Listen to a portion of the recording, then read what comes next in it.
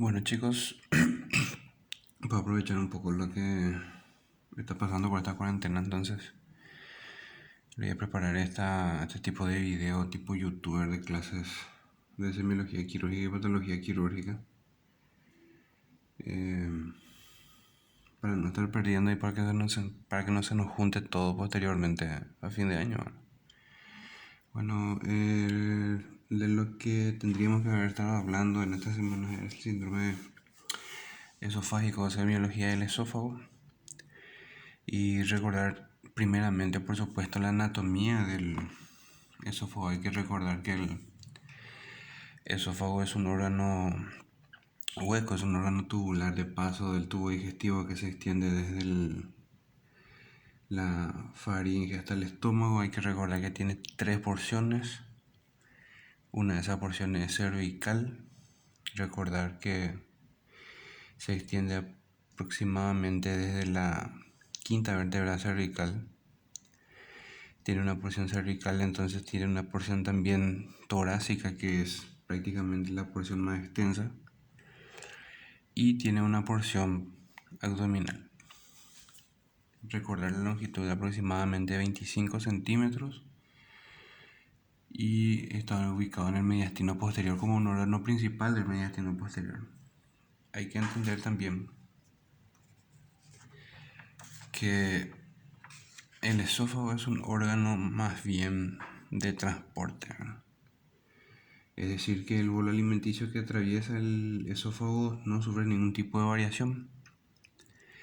Es nada más un órgano de transporte que hace que pasen nuestros alimentos desde la boca hacia el estómago. Una de las cosas que tenemos que entender y tener en cuenta también es que en lo que se refiere a la fisiología, el esófago presenta 3 porciones principales.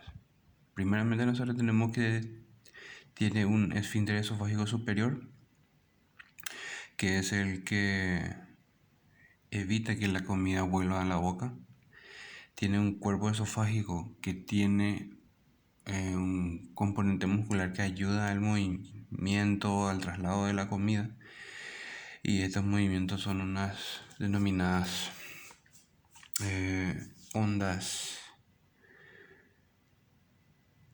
de movimiento que son el peristaltismo esofágico. Y por una tercera porción presenta un esfínter esofágico inferior que ayuda a que se evite la regurgitación del contenido gástrico hacia el esófago. Debido a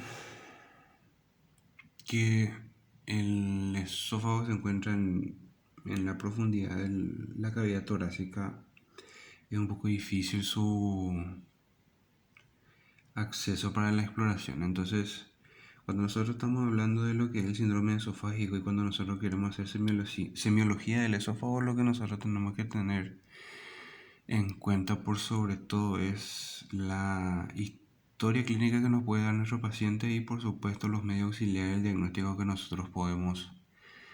los que nosotros podemos valernos. Entonces, en lo que se refiere al interrogatorio, nosotros tenemos que tener en cuenta que existen motivos de consultas que llevan al paciente y que nos pueden llevar a la sospecha del síndrome esofágico. Hay que tener en cuenta siempre la edad, porque existen patologías que pueden presentarse, pueden existir afecciones congénitas, es decir, ya en el nacimiento nosotros podemos estar identificando estas patologías. En algunos casos podemos tener en cuenta que existe el cáncer de esófago, la neoplasia en los adultos mayores y por supuesto, ¿verdad? Cuerpos extraños que se ven mucho en la edad de preescolar en los niños, ¿verdad? Generalmente tragan monedas.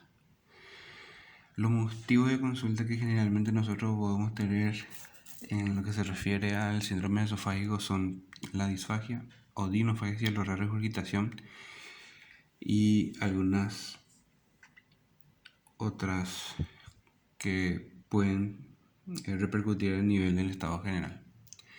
Entonces tenemos lo que es la disfagia, que es la dificultad para la deglución. Cuando nosotros tenemos un paciente con disfagia, nosotros lo que tenemos que tener en cuenta es el inicio, la fijeza y el alimento que lo provocan. Es decir, cómo es el inicio de la disfagia. ¿Es brusco o progresivo?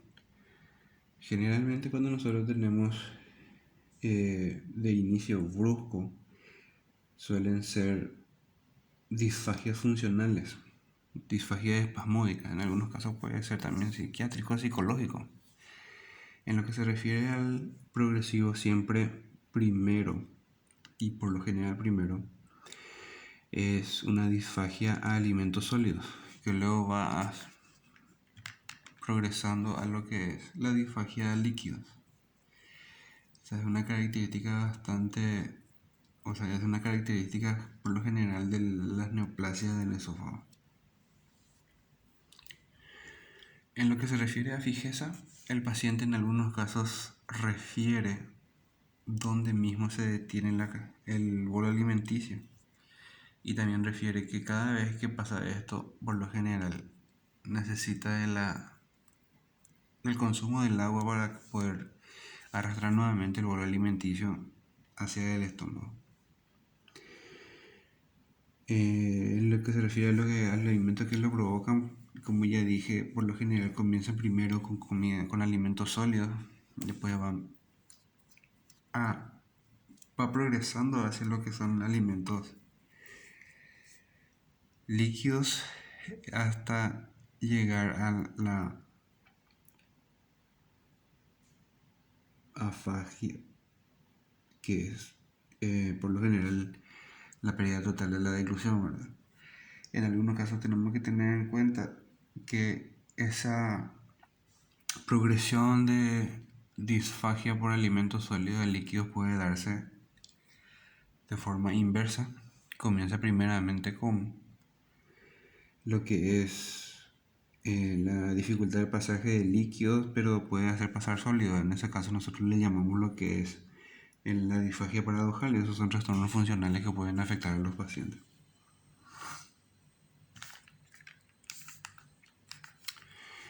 La cialorrea o el tialismo es un signo dado por el reflejo esófago salival es de aparición repentina. Por lo general es la hipersalivación, cosa que nosotros tenemos que tener en cuenta que pues, se puede confundir con la regurgitación. Es la pérdida de saliva, el exceso de salivación, y es una alteración específica de las glándulas salivares. En lo que se refiere al siguiente motivo de consulta es la regurgitación, y constituye uno de los síntomas más frecuentes de la obstrucción esofágica. La regurgitación se trata del retorno del alimento del estómago hacia el esófago sin arcada ni náusea, y eso es algo que tenemos que tener en cuenta para diferenciar de lo que es el vómito. A diferencia del vómito, la regurgitación necesita de un esfuerzo abdominal. El vómito necesita de un esfuerzo abdominal, es decir, en la regurgitación el paciente no es necesario que tenga náuseas, simplemente el pasaje directo del contenido alimenticio del estómago hacia el esófago, y que por lo general acompañado de jugo gástrico puede llevar a la metaplasia de la mucosa del esófago, produciendo así lo que se denomina el esófago de Barré, a través de también acompañado de lo que sería la pirosis o la acidez, la sensación quemante en el esófago, esa sensación de dolor retroesternal tipo quemazón que por lo general acompaña la regurgitación y es debido al líquido gástrico que acompaña el alimento, y esto es lo que por lo general produce el cambio de mucosa esofágica a mucosa gástrica. Por supuesto, en la patología vamos a estar hablando después en patología quirúrgica en un siguiente video, o si Dios quiere ya en clase, ¿verdad? No es muy divertido hacer estas cosas. La odinofagia es la deglución dolorosa. Se debe al contacto el contenido alimenticio con algún tipo de lesión de la mucosa esofágica, lo que puede ser una úlcera, una mucosa inflamada, y también es una manifestación de la candidiasis esofágica en paciente inmunodeprimido. Entonces, teniendo en cuenta esto, también tenemos que hacer la exploración de la boca. Siempre cuando nosotros sospechamos de síndrome esofágico, en lo que se refiere a la exploración física, tenemos que primeramente hacer la exploración de la boca. Y por supuesto del higmo de las fauces, ¿verdad? La exploración de la faringe. Otros motivos de consulta que pueden presentarse y son bastante poco comunes son la tos que puede acompañar el síndrome esofágico. Esto es más vinculado a la deglución en caso de comunicación traqueoesofágica, traqueobronquial por fístulas, pero por lo general la tos es un motivo de consulta de vías aéreas respiratorias. La disfonía, el hipo, que generalmente es una irritación directa del nervio frénico, ¿no? La halitosis o el famoso mal aliento, la hematemesis, que más bien es un signo o un síntoma de lo que sería la hemorragia digestiva alta, ¿verdad? Y las manifestaciones en estado general, que son la pérdida de peso, la anorexia, la astenia, también se puede presentar fiebre, y son todos motivos de consulta poco comunes que se pueden presentar en lo que se refiere al síndrome esofágico.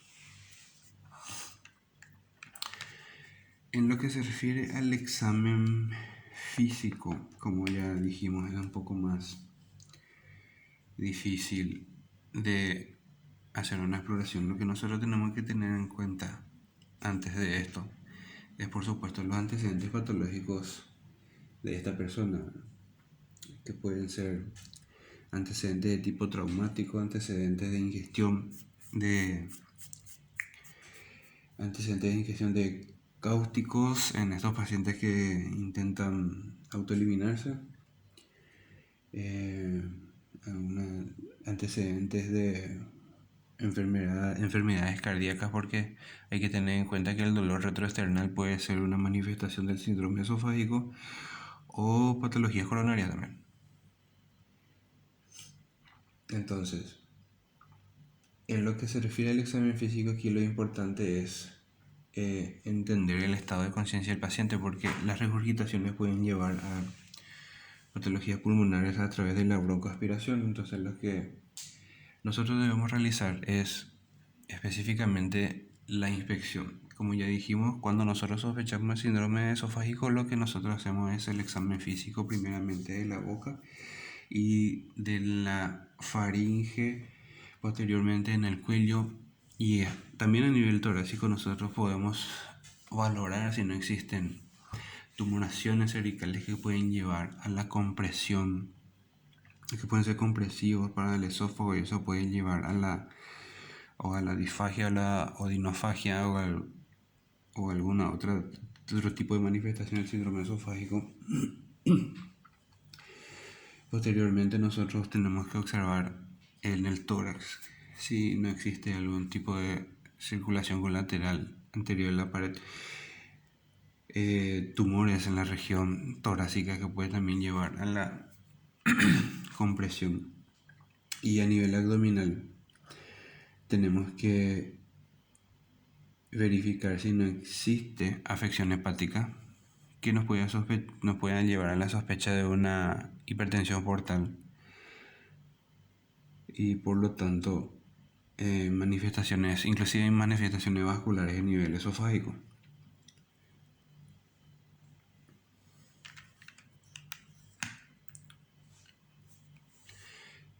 Y esto es todo lo que dijimos, ¿verdad? En realización, buscar tumores a nivel del cuello. En el epigastrio podemos encontrar un tumor gástrico que puede estar afectando la porción distal del esófago.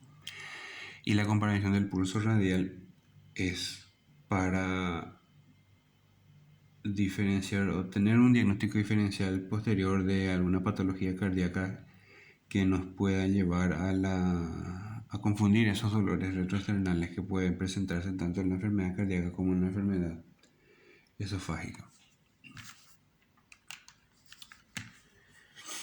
Acá lo principal que nosotros tenemos que tener en cuenta es que para el estudio del esófago nosotros tenemos una lista importante de métodos auxiliares de diagnóstico que nos pueden ayudar a llegar hasta un diagnóstico certero.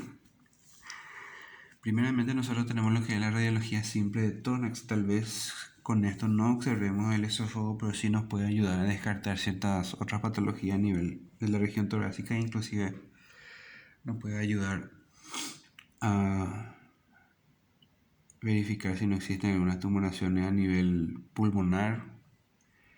Pero lo principal en lo que se refiere a la radiología, lo que nosotros buscamos es la radiología contrastada. En este caso estamos hablando de un esofagograma que nos ayuda realmente a identificar posibles lesiones esofágicas. Hay que recordar también que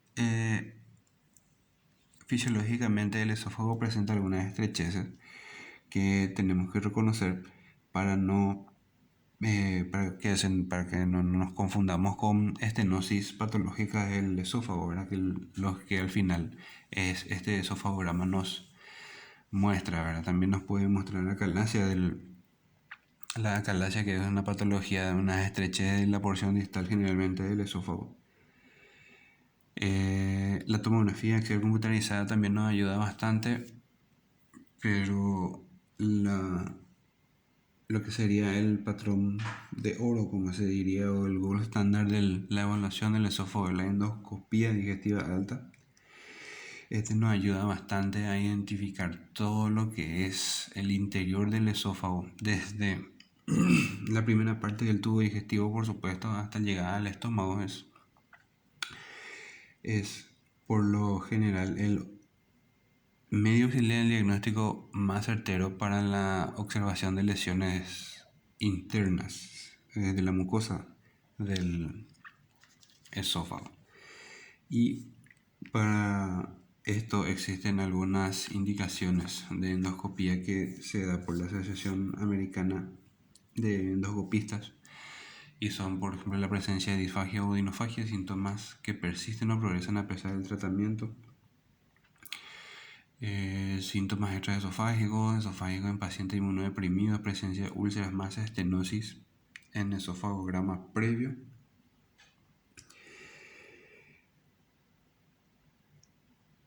Hemorragia digestiva, pérdida de peso y anemia ferropénica también. Bueno, esas son las indicaciones para lo que se refiere a endoscopía digestiva. Existen también otros medios de exploración del esófago, que son el monitoreo del pH esofágico. Por supuesto, esto requiere un equipamiento bastante complejo y lo que ayuda es a identificar los cambios de pH del esófago, específicamente el esófago distal por encima del esfínter inferior. Este estudio permite permite identificar la variación de pH esofágico. Esto es resultante de las regurgitaciones gastroesofágicas y generalmente se estudian en 24 o 48 horas. Otro estudio típico que generalmente se utiliza para la valoración del esófago es la manometría esofágica, que por supuesto también lleva bastante equipo complejo para el estudio, y lo que nos ayuda es a identificar el tono del esfínter esofágico inferior, específicamente en los casos de enfermedad de regurgitación gastroesofágica. Bueno, en nuestro libro existe también un apartado donde dice que existen estudios isotópicos, es decir, la técnica es diagnosticar patologías esofágicas utilizando un marcador que es el marcador del tecnecio, y estos datos son recogidos por un equipo computarizado nuevamente y identifica específicamente la dinámica deglutoria del esófago, es decir, el peritaltismo esofágico, ¿verdad? Bueno chicos, esto es lo que quería explicarle para no perder nuestra clase de síndrome esofágico. También tenemos que tener en cuenta que síndrome esofágico pueden ser congénitos por malformaciones de atresia y fístulas. Un cuadro que está, no van a encontrar en su libro, este está en un libro del profesor Escobar. El síndrome esofágico congénito. Después tenemos los adquiridos, que son sin antecedentes y con antecedentes. Las sin antecedentes pueden ser causas extraesofágicas, como dijimos, algunos tumores cervicales o torácicos, o causas esofágicas que pueden ser por estenosis, divertículos, y las con antecedentes son las traumáticas, que por lo general las traumáticas son a través de armas blancas o por lesiones por proyectil de arma de fuego, ¿verdad? Que por supuesto estos son corregidos en el momento, pero posteriormente puede haber unas complicaciones como las fístulas traqueoesofágicas que pueden en un tercer tiempo posterior a la cirugía aparecer.